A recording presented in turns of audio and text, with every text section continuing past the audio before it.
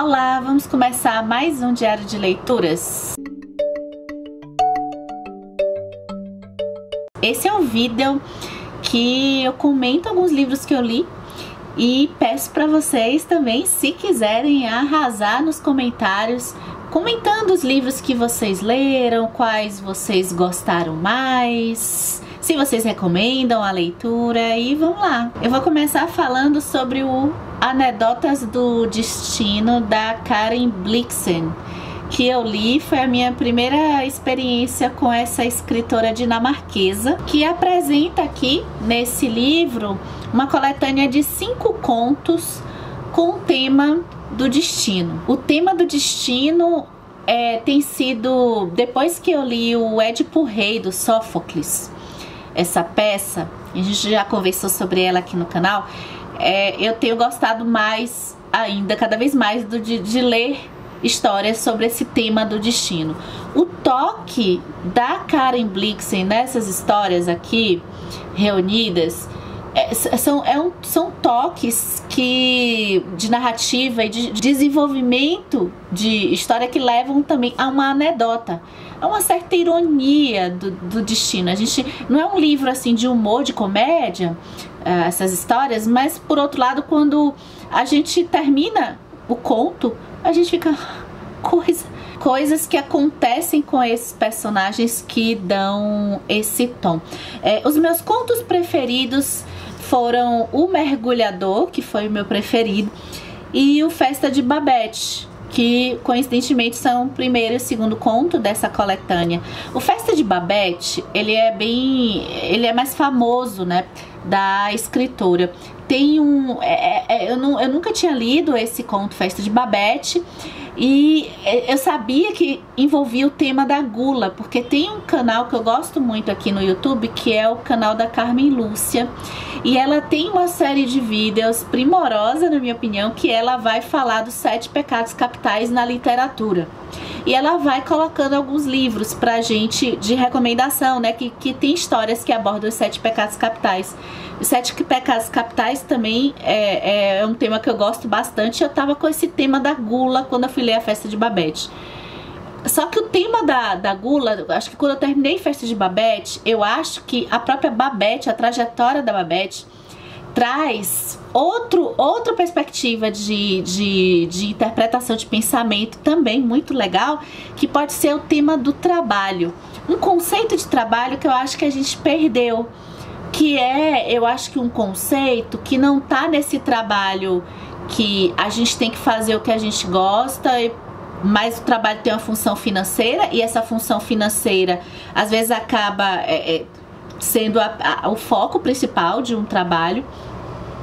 Mas eu acredito que lá na Idade Média e até antes, o conceito de trabalho tinha um certo vínculo com a arte. Então não é necessariamente o conceito de arte, ou seja, um artista, ele faz aquele objeto de arte, um escritor, com esse propósito do sublime. Não seria totalmente isso, mas um trabalho que pega um pouquinho desse desejo pulsante de fazer algo útil e de se colocar como um talento para quem se predispõe a fazer aquela profissão. E isso teve um diálogo com um livro que eu li aqui e também recomendei para vocês, que é O Profeta, do Khalil Gibran. Aqui ao final dessa edição tem um pós-fácil que conta um pouco da contextualização da escritora, da Karen Blixen, e como que ela também é apaixonada por Shakespeare. Tem um conto aqui que se chama Tempestades e que tem uma alusão a essa coisa do teatro, dos bastidores do teatro, e que eu gostei também. Bem, quero comentar aqui sobre esse livro que me deixou assim, que se chama Sweet Tokyo, da escritora Giovanna Madalosso. A história aqui vai passar por 2 personagens, que são a Maju e a Fernanda. A Maju é uma babá e ela toma conta de uma criancinha que se chama Cora. O livro começa com a Maju saindo, levando a Cora, já começa assim um sequestro. a Maju com a Cora. E o desvelar da história, essa história é surpreendente, assim, porque ela tem um um jeito de contar, vai se passar em um dia ou dois. Quando eu terminei o livro eu fiquei na dúvida, me pareceu que se passa em um dia, se não for é um dia e meio, dois, mas o aprofundamento das trajetórias das duas personagens tem assim flashbacks, então é como se fosse, o livro flerta com um thriller e ao mesmo tempo com um romance dramático, porque a gente vai ver essas duas mulheres, a Fernanda e a Maju, funcionam como duplo, eu achei. Elas vão... a gente vai saber a vida delas, a relação que a Maju criou com a Cora, essa menininha, e a tensão de, poxa, ela tá sequestrando essa criança, o que vai acontecer e se ela for pega, e o passado dessas duas mulheres. O melhor desse livro aqui, eu achei, o tema, que o jeito que ela conta a história para falar do tema da maternidade. Eu achei que foi o mais visível aqui para mim. A maternidade atravessando questões de gênero, classe, raça. E o final disso aqui eu achei muito corajoso. A gente é aquilo que eu falei, como eu demonstrei, né, no começo. Eu fiquei assim.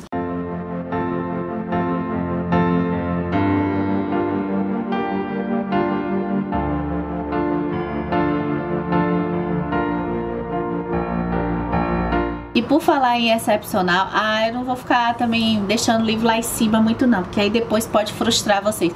Mas assim, outro livro que eu amei foi o meu segundo Toni Morrison, que foi o Sula. A Toni Morrison, ela foi a primeira escritora negra a vencer o prêmio Nobel. E o livro, acho que mais conhecido dela é o Amada, que foi o meu primeiro que eu li.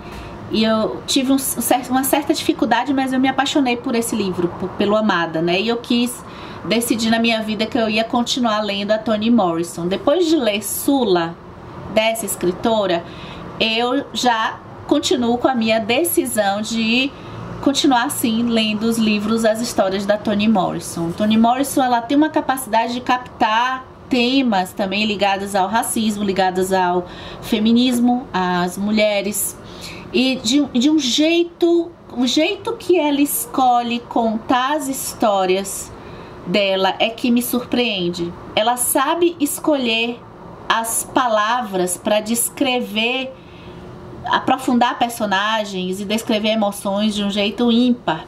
Aqui em Sula a gente vai ver uma história de amizade. Eu me lembrei um pouco da tetralogia napolitana, que eu acabei até pegando para continuar a leitura em seguida, um pouco depois de eu ter terminado o Sula, porque a amizade aqui vai ser entre a Sula e a Nell. Elas crescem desde criança, a gente vai acompanhar essa amizade delas. Elas crescem no estado de Ohio, dos Estados Unidos. E o destino delas vão ser, acho que elas vão operar um pouco como duplo também, porque a personalidade delas vai se diferenciando cada vez mais quando elas vão crescendo, e o destino delas também é bem diferente. A pauta aqui acaba sendo os relacionamentos amorosos, e eu acho que aqui talvez o pilar seja o corpo feminino. O que muda na percepção das pessoas em volta, nessa hipocrisia social, especialmente com o corpo negro, em relação à personalidade, quem tem uma personalidade mais livre com relação ao seu corpo e quem tem uma personalidade mais reclusa em relação ao seu corpo. Então isso aqui é que eu acho assim o primor desse livro aqui. Eu deixo aqui também a recomendação, se você conseguir, essa edição é da tag inéditos. Se você não assina, eu fico torcendo aqui para ser publicado por alguma editora.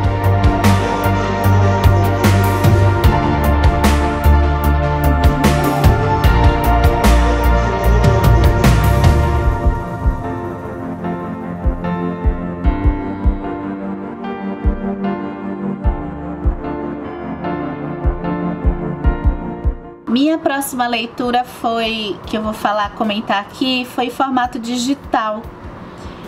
Eu li Paulo Freire, Mais do que Nunca, uma biografia filosófica. E esse título, uma biografia filosófica, é literalmente o que é essa biografia. Eu não sou muito experiente em leitura de biografias, mas as que eu li até agora me parece que tem meio que um formato. Alguns são textos um pouco mais literários, outros são mais factuais. Aqui eu acho que foge a todas as biografias que eu já li, não são muitas. Então eu não sei se é um jeito totalmente diferente de escrever sobre uma personalidade. O Walter Cohen, ele vai escolher contar a história do Paulo Freire de formas, com textos diferentes. Então aqui, por exemplo, vai ter uma entrevista no meio com o filho do Paulo Freire, vai ter texto do próprio Walter, vai ter perspectivas sobre de um jornal, e ele não vai seguir meio essa coisa cronológica da vida do Paulo Freire. O título Biografia Filosófica é muito por conta de como o Walter vai explicando o que significa Paulo Freire, especialmente o seu trabalho. Mais até do que como pessoa, do que coisas íntimas do Paulo Freire. E antes de ter hábito de leitura de não ficção, que eu comecei por não ficção, eu li Uma Pedagogia da Pergunta. E eu vou repetir o gesto que eu fiz quando eu fui ler o Sweet Tokyo, eu fiquei assim com a Pedagogia da Pergunta. Eu fiquei embasbacada com a proposta que ele tem de educação. E qual é a proposta assim, do método Paulo Freire, né? Quem não conhece e deseja conhecer. O Paulo Freire, ele inclusive foi exilado por conta disso. Ele propõe uma educação de uma forma de autodesenvolvimento e de adaptação à realidade do estudante. Eu não vou falar aluno porque eu acho que a palavra aluno não cabe para Paulo Freire. Aluno significa sem luz, inclusive, é um termo de uma linha de educação que até rejeita essa palavra aluno, tá? Então eu vou tentar ser, apesar do meu desconhecimento assim na parte pedagógica e da área de educação, eu vou tentar um pouquinho que eu sei direcionar aqui. Então os estudantes, adaptar o conteúdo à realidade dos estudantes. Isso causou incômodo nas pessoas. E o que é essa adaptação? Por exemplo, nosso método de ensino, eu não sei você, mas pelo menos o método que eu vivi, meus pais viveram, meus avós, acho que foi todos praticamente iguais, é um método que é chamado inclusive método alimentação, mas aí eu acho que é a teoria do Vygotsky, que eu não sei. É melhor não falar para não errar aqui. É uma teoria, é um método de que, como se fosse um download. Você tem um professor, ele tem toda um conjunto de informações, ele tem que transmitir para o aluno vai fazer a prova lá depois e tem que marcar aquelas opções fora de um contexto de realidade, né? Existe aquele assunto e é como se fosse uma transferência de download mesmo, a gente tem que aprender e pronto. O Paulo Freire, por exemplo, quando ele vai ensinar, ele vai pensar uma forma diferenciada no sentido da adaptação à realidade. Então, pessoas vão aprender de formas diferentes. E ele alfabetizou muitas pessoas das regiões pobres. Então, seria uma metodologia assim, tá?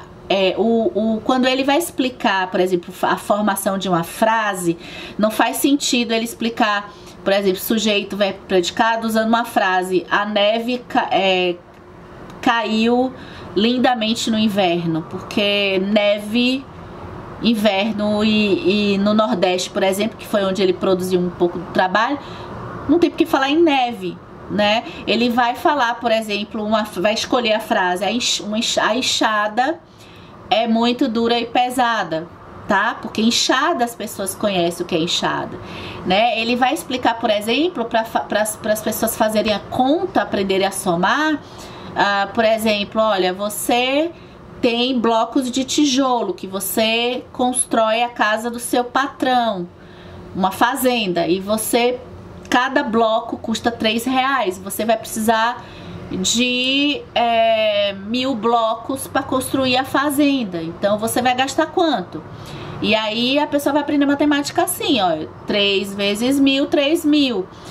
Só que esse tipo de conhecimento, por exemplo, né, que é o conhecimento dentro da nossa realidade, do que a gente precisa para o nosso dia a dia, é um conhecimento que causava a irritação das elites, porque as pessoas que começam a ver esse conhecimento integrado, começam a pensar, né, as pessoas começavam a pensar, os trabalhadores rurais começavam a pensar, poxa, mas espera aí, 3000, nossa, olha só, se eu construo uma fazenda, né, que assim, uma casa que vai ser vendida no mínimo por 3000, porque o bloco do tijolo, cada um é R$3, e são 3000 blocos, então no mínimo, fora os outros equipamentos, é 3000 que vai ser vendida a casa, e às vezes aquela casa aquela casa vai ser vendida por até mais. Como assim que eu ganho só R$30? Como assim, né? 3.000 para eu ganhar 30 e eu construir aquilo tudo. Então, esse pensamento crítico foi sendo também produzido, que é o que uma educação precisa fazer. Muito interessante também foi a leitura de Uma História de Deus, da Karen Armstrong. Esse é um livro de não ficção, acho que eu posso dizer que ele está dentro do conteúdo da história.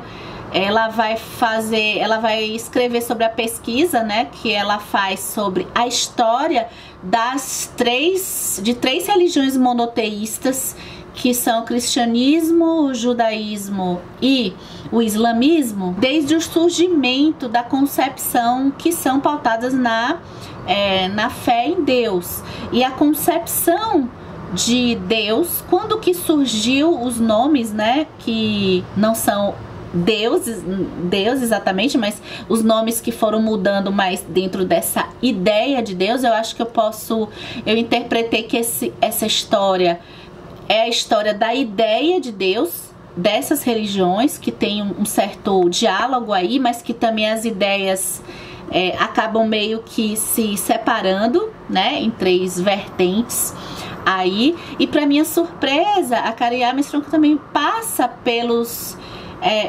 diálogos que existem no decorrer da história, assim, bem antes lá de Jesus, tá, gente? Antes até da Grécia Antiga, a formação das primeiras civilizações, os documentos que ela estudou. Uma história ocidental, de certa forma, tá? Pra gente não pegar as expectativas e ficar querendo muita diversidade aqui. Ela já recorta a linha de estudo dela logo na apresentação. E existe um diálogo entre o budismo em alguns momentos da história, que a gente vai ver, eu gostei dessas partes, e da filosofia.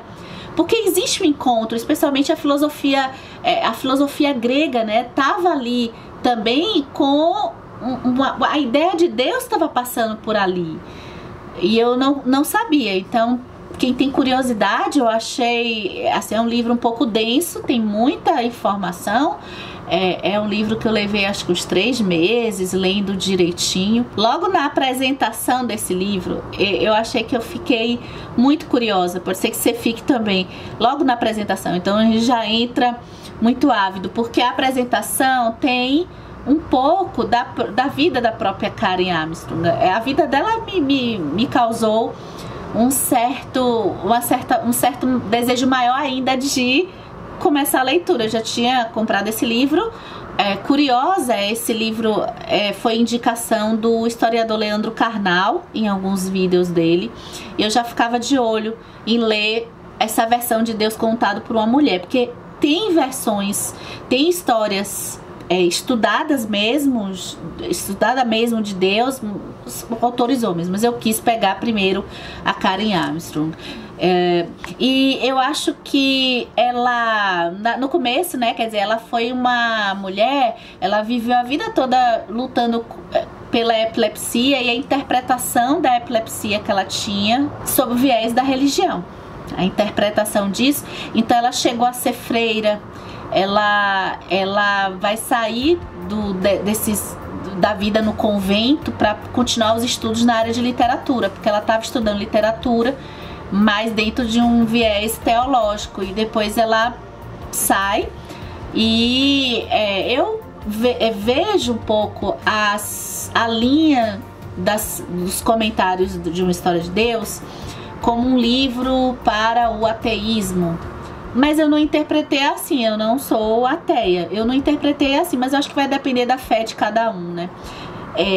Eu acho que é um livro interessante para tanto ateus quanto não ateus. E eu acho, inclusive, aqui, sob o ponto de vista de uma pessoa que eu não sou religiosa, mas eu acho que a Karen Armstrong, ela tem um cuidado com as palavras. Deixa eu falar a tradução, porque acredito que também o trabalho de tradução tenha muito a ver, é do Marcos Santa Rita. Teve também uma revisão de tradução, olha só, eu acho que fala Hildegard Feist e do Vladimir Araújo.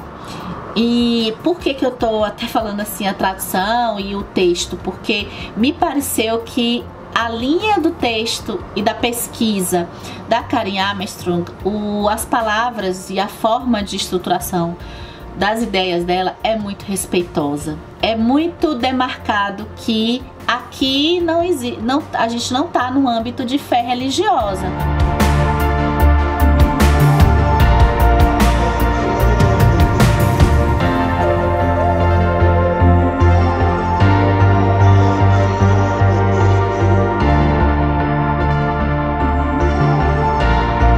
E por hoje ficamos com Apologia de Sócrates, né? Escrito aqui pelo Platão, o diálogo famoso do julgamento de Sócrates. Eu achei interessante que quando eu fui juntar esses livros para falar aqui com vocês, e eu vou na ordem direitinha do Scooby, né? Na ordem que eu vou terminando de ler, eu não escolhi fazer essas leituras, mas olha só como esses livros dialogam, que eu falei aqui com vocês, né? Porque a Apologia de Sócrates, o julgamento de Sócrates é um julgamento muito famoso, e o Sócrates, a figura do Sócrates, que não escreveu nada, né? Foi o Platão que escreve, né? Os diálogos dele. Ele vai dialogar com Paulo Freire, vai dialogar com Jesus Cristo e vai dialogar com Festa de Babette, da Karen Blixen. Olha que coisa! Não é massa isso, gente? Então a gente vai lendo, né? Eu não sei se vocês leem assim desse jeito. Eu não escolho os temas, mas as intenções, às vezes, né? A nossa intenção ou curiosidade em determinado momento da nossa vida por alguns temas, e os livros às vezes vão se interconectando na vida da gente. Porque o que acontece? O Sócrates, ele tem uma história um pouco parecida até com a história de Jesus, né? E outros até heróis das histórias da antiguidade e tal, que ele vai, e Paulo Freire também, se a gente for ver, porque o que acontece? Ele, depois que termina lá a guerra lá de Esparta, a Grécia tá querendo consolidar aí um pouco a democracia, mas é aquela democracia dos poucos lá, né? E o Sócrates, ele ensina jovens, ele vai ensinar o conhecimento aos jovens, e esse conhecimento aos jovens fica irritando os governantes, né? Essa elite aí também, que governa, é democrático realmente, mas essas pessoas que decidem tudo. Então ele vai ser julgado, condenado à morte por envenenamento, e ele vai fazer a sua defesa. Então o livro assim de toda essa filosofia do porquê dele elaborando a defesa dele e mostrando, mas por que o que eu tô fazendo incomoda tanto? Por que vocês temem isso? E ele é muito convicto no que ele tá fazendo. É o propósito do trabalho que a gente falou no primeiro livro aqui, nessa discussão um pouquinho das leituras, né? Esse propósito de trabalho que conversa com Khalil Gibran. É um trabalho com um certo... existe uma missão de vida. É corajoso a gente ver aqui como que o Sócrates, ele não abre mão do que ele é. Não tem como ele ser diferente. Não tem como ele se subjugar aos nobres aqui. O Paulo Freire também não. Jesus Cristo também não. Né? Então, é curtinho, tem alguns trechos assim que eu tinha que voltar. Eu acho que é porque eu não tava com muita atenção, porque eu não sei se porque também aqui é filosofia raiz, mas tinha partes que eu tinha que voltar um pouco de, talvez uma certa lógica aí. Os gregos têm isso, né? E bem, foi bacana. Eu tenho vontade de ler mais textos da antiguidade. Eu acho que como desenvolvimento, né, aqui nesse canal a gente lê histórias para entender a nossa história, então acho que acaba sendo interessante. Então acho que a gente fica por aqui no vídeo de leituras de hoje. Eu fico aguardando o seu comentário. Se você quiser, fique à vontade para comentar aqui suas leituras e a gente continuar o debate aqui na roda.